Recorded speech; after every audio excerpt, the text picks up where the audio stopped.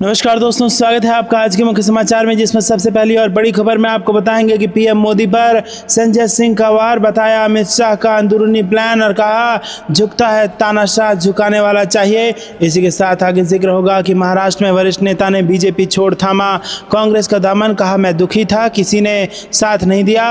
खबर में आगे आपको बताएंगे कि महाराष्ट्र चुनाव से पहले शरद पवार गुट की बढ़ी डिमांड, बीजेपी अजीत पवार गुट के बड़े नेताओं ने थामा दामन। आगे जिक्र होगा मिथिलांचल के लिए तेजस्वी यादव का बड़ा ऐलान, दरभंगा से लेकर मधुबनी तक के लोग हो जाएंगे खुश। और इसी के साथ आगे आपको बताएंगे कि प्रदर्शनकारी डॉक्टरों से मिली सीएम ममता बनर्जी, बोली काम पर लौटे, मांगों का अध्ययन करके निकालूंगी समाधान। दोस्तों, इसी प्रकार की तमाम बड़ी खबरें आपके लिए लेके आए हैं, लेकिन उससे पहले आपसे निवेदन कि कृपया करके वीडियो को कीजिए लाइक और चैनल को सब्सक्राइब करके बेल आइकन दबाकर कमेंट में लिखिए जय हिंद। रुक करते हैं सबसे पहली और बड़ी खबर की तरफ।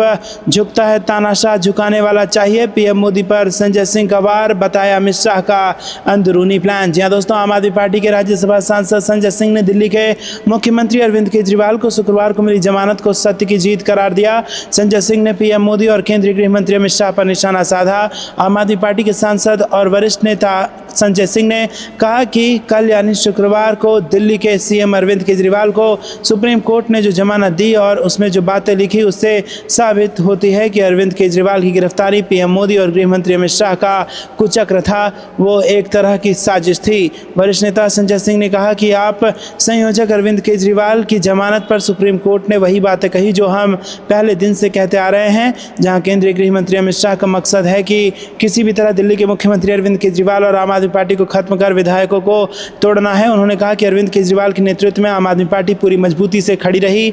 अमित शाह न ही दिल्ली में, न पंजाब में और न ही एमसीडी में हमें तोड़ पाए।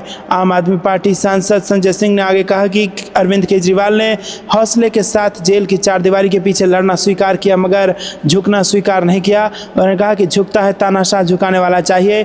नरेंद्र मोदी को झुकाने वाला नेता कोई और नहीं, अरविंद केजरीवाल ही है। जांच एजेंसी को एक पैसे की बरामदगी न अरविंद केजरीवाल के यहाँ से हुई, न मनीष सिसोदिया के यहाँ से और न ही मेरे घर से हुई, लेकिन झूठ का पहाड़ खड़ा किया जा रहा है। ना कोई तथ्य है, ना कोई सबूत, सिर्फ तानाशाही है। संजय सिंह ने कहा कि लोअर कोर्ट से अरविंद केजरीवाल को प्रवर्तन निदेशालय के मामले में जमानत मिल गई थी, लेकिन पहली बार बिना ऑर्डर के हाई कोर्ट से स्टे ले लिया गया। फिर झूठा मामला बनाकर सीबीआई ने जेल के अंदर ही गिरफ्तार कर लिया, जिसको लेकर सुप्रीम कोर्ट ने भी कहा कि 22 महीने तक सीबीआई को अरविंद केजरीवाल की याद नहीं आई। रुक करते हैं अगली ब्रेकिंग न्यूज़ की तरफ। महाराष्ट्र में वरिष्ठ नेता ने बीजेपी छोड़ थामा कांग्रेस का दामन, कहा मैं दुखी था, किसी ने साथ नहीं दिया। जी हाँ दोस्तों, महाराष्ट्र के भाजपा नेता और गोंडिया के पूर्व विधायक गोपाल दास अग्रवाल ने पार्टी छोड़ दी है। वो शुक्रवार को महाराष्ट्र कांग्रेस अध्यक्ष नाना पटोले और महाराष्ट्र कांग्रेस के प्रभारी रमेश चन्नीथल्ला की मौजूदगी में कांग्रेस में शामिल हो गए हैं। अग्रवाल महाराष्ट्र में 2019 के विधानसभा चुनाव से पहले भाजपा में शामिल हुए थे। तब उन्होंने भाजपा उम्मीदवार के तौर पर चुनाव लड़ा था, लेकिन निर्दलीय उम्मीदवार विनोद अग्रवाल से हार गए थे। गोपाल दास अग्रवाल अपनी हार से दुखी थे और उन्हें गोंडिया में स्थानीय भाजपा नेताओं पर उनका समर्थन न करने का आरोप लगाया था। 2004, 2009 और 2014 में सरकार के टिकट पर वो गोंडिया सीट से विधायक थे। रुक करते हैं अगली ब्रेकिंग न्यूज़ की तरफ।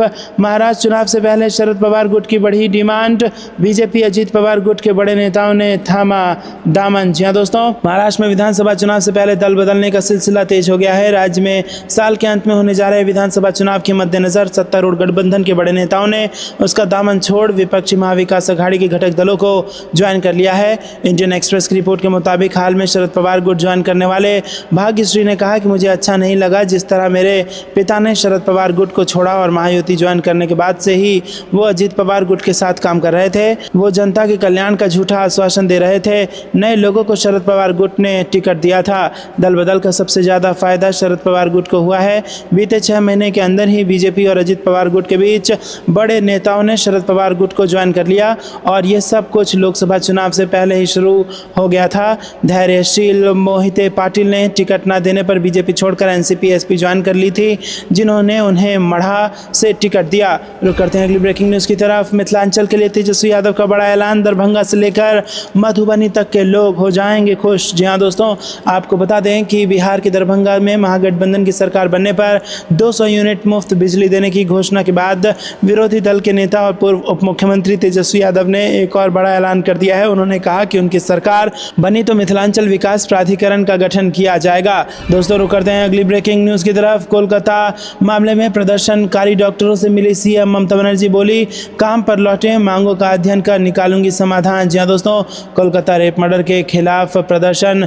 कोलकाता में सॉल्ट लेक स्थित स्वास्थ्य भवन के बाहर प्रदर्शन कर रहे डॉक्टरों से मुख्यमंत्री ममता बनर्जी ने मुलाकात की और इस दौरान उन्होंने डॉक्टरों से काम पर लौटने की अपील की। उन्होंने कहा कि जो भी मांगे उसे लेकर वो अधिकारियों के साथ बैठकर उस पर फैसला लेंगी। सीएम ममता ने डॉक्टरों से मुलाकात के दौरान कहा कि मैं खुद छात्र आंदोलन करके आगे आई हूँ, मैंने अपने जीवन में भी बहुत संघर्ष किए हैं, मैं आपके संघर्ष को समझती हूँ, मुझे मेरे पद की चिंता नहीं है। कल रात भर बारिश हुई, आप यहाँ विरोध पर बैठे थे, मैं रात भर परेशान रही, आपकी मांगों को आपसे सुनने के बाद मैं उसका अध्ययन जरूर करूंगी। मुख्यमंत्री ने आगे कहा कि मैं अकेले सरकार नहीं चलाती, मैं आपकी मांगों का वरिष्ठ अधिकारियों के साथ अध्ययन कर समाधान जरूर निकालूंगी, जो भी दोषी पाया जाएगा उसे सजा जरूर मिलेगी। मैं आपसे थोड़ा समय मांग रही हूँ, आपके खिलाफ राज्य सरकार कोई एक्शन नहीं लेगी। मैं आपसे अनुरोध करती हूँ कि आप काम पर वापस लौटें। अस्पताल के विकास, इंफ्रास्ट्रक्चर, सुरक्षा से जुड़ी सभी काम शुरू कर दिए गए हैं और आगे भी किए जाएंगे। रुक करते हैं अगली ब्रेकिंग न्यूज़ की तरफ। मणिपुर पर मुंह में दही जमी है, उद्धव की शिवसेना ने यहां पर मोदी सरकार को घेरा, रूस यूक्रेन युद्ध को लेकर साधा निशाना। जी हां दोस्तों, आपको बता दें कि महाराष्ट्र में विधानसभा चुनाव से पहले सियासत तेज हो गई है। विपक्षी गुट महाविकास आघाड़ी लगातार सरकार पर हमलावर है और अब शिवसेना ने एनडीए की केंद्र सरकार पर हमला बोला है। दरअसल शिवसेना ने अपने मुखपत्र सामना के जरिए मणिपुर हिंसा पर पीएम मोदी और भाजपा पर निशाना साधा। सामना के जरिए शिवसेना यूबीटी ने कहा कि मोदी सरकार रूस यूक्रेन युद्ध रोकने के लिए कबूतर उड़ा रही है, लेकिन मणिपुर में लगातार हो रही हिंसा पर कोई ठोस कदम नहीं उठा रही है। इसमें यह भी कहा गया कि मणिपुर हिंसा पर मोदी सरकार के मुंह में दही जम गया है। सामना में कहा गया कि पिछले 1.5 साल से मणिपुर हिंसा की चपेट में है, लेकिन केंद्र और राज्य सरकार कुछ नहीं कर रही है। लेख में कहा गया कि इस हिंसा में 200 से ज़्यादा लोग जान गंवा चुके हैं और केंद्र ने जनता को बीरेंद्र सिंह और मणिपुर से असम भाग चुके राज्यपाल लक्ष्मण प्रसाद आचार्य के हवाले कर दिया। रुक करते हैं अगली ब्रेकिंग न्यूज़। सिर्फ 960 करोड़ की लागत से निर्मित साउंड प्रूफ ब्रिज टूटा, दिग्विजय सिंह बोले ये खाओ और खिलाओ का प्रमाण। जी हाँ दोस्तों, मध्य प्रदेश के सिवानी जिले में देश के पहले नेशनल हाईवे 44 पर बने साउंड प्रूफ ब्रिज पर दरार आ गई है। ब्रिज जो है वो बारिश की वजह से कई जगह क्षतिग्रस्त हो चुका है। करीब 200 मीटर के हिस्से में ट्रैफिक रोककर मरम्मत किया जा रहा है। 960 करोड़ की लागत से निर्मित इस ब्रिज के टूटने पर कई सवाल खड़े हो रहे हैं। पूर्व मुख्यमंत्री दिग्विजय सिंह ने इसे भाजपा का खाओ और खिलाओ मॉडल बताया। सिंह ने ट्वीट किया कि ये भाजपा का एक और खूब खाओ और खूब खिलाओ का प्रमाण है। माननीय नितिन गडकरी जी, आपकी शोहरत तो अच्छे प्रशासक और अच्छी क्वालिटी के निर्माण कराने वाले मंत्री की थी, फिर ये क्या हो रहा है? ये 40-60 का हिसाब आपके यहाँ भी शुरू हो गया क्या? बता दें, मध्य प्रदेश के सिवनी जिले में एशिया का सबसे बड़ा और देश का पहला sound proof bridge national highway 44 पर बना है और इसकी लागत यहाँ पर 960 करोड़ रुपए है। जिले में हो रही लगातार बारिश के कारण ये साउंड प्रूफ ब्रिज क्षतिग्रस्त हो गया है और अब इसके मरम्मत का काम चल रहा है और इसकी वजह से हाईवे पर लगातार ट्रैफिक जाम देखने को मिल रहा है। रुक करते हैं अगली ब्रेकिंग न्यूज़। सिर्फ सोयाबीन का भाव 6000 से नीचे मंजूर नहीं, ट्रैक्टर लेकर सड़कों पर उतरी कांग्रेस। यहाँ दोस्तों, मध्य प्रदेश में सोयाबीन के दाम 6000 रुपये प्रति क्विंटल किए जाने की मांग को लेकर किसान आंदोलित है। सोयाबीन किसान अपनी मांगों को लेकर प्रदेश भर में सम्मेलन कर रहे हैं। आंदोलन के बावजूद राज्य सरकार किसानों की मांग को लेकर गंभीर नहीं है। सरकार ने पहले से तय MSP यानी 4892 रुपये क्विंटल खरीदी का ही निर्णय लिया है। किसानों के समर्थन में अब कांग्रेस भी सड़क पर उतर आई है। कांग्रेस राज्य भर में किसान न्याय यात्रा निकाल रही है। सोयाबीन के भाव 6000 प्रति क्विंटल करने सहित किसानों की विभिन्न मांगों को लेकर किसान न्याय यात्रा के तहत शुक्रवार को इटारसी से होशंगाबाद तक ट्रैक रैली आयोजित की गई, जिसमें प्रदेश कांग्रेस के अध्यक्ष जीतू पटवारी, नेता प्रतिपक्ष उमंग सिंघार, पूर्व प्रदेश अध्यक्ष अरुण यादव, विधायक आरिफ मसूद, पूर्व विधायक संजय शर्मा, युवा कांग्रेस प्रदेश अध्यक्ष जितेंद्र सिंह जी, NSUI अध्यक्ष आशुतोष चौकसे सहित तमाम नेतागण शामिल हुए। रुक करते हैं अगली ब्रेकिंग न्यूज़ की तरफ। मणिपुर के लोगों को निरंतर पीड़ा और PM मोदी देश विदेश घूमते हैं लेकिन मणिपुर जाने से बच रहे हैं, कांग्रेस का बड़ा बयान। जी हां दोस्तों, कांग्रेस ने मणिपुर में हिंसा को लेकर शनिवार को एक बार फिर प्रधानमंत्री मोदी पर निशाना साधा और आरोप लगाया कि वो देश के विभिन्न हिस्सों तथा दूसरे देशों की यात्रा कर रहे हैं लेकिन इस अशांत प्रदेश में जाने से जानबूझकर बच रहे हैं। मणिपुर में पिछले साल मई से अब तक मैतेई और कुकी समुदाय के बीच संघर्ष में 200 से अधिक लोग मारे जा चुके हैं और हजारों लोग बेघर हो गए हैं। कांग्रेस महासचिव जयराम रमेश ने एक्स पर पोस्ट में कहा कि 3 मई 2023 को मणिपुर में हिंसा भड़की और जलने लगा। 3 जून 2023 को हिंसा और दंगों के कारण तथा इसके फैलने की जांच के लिए 3 सदस्यीय जांच आयोग का गठन किया गया।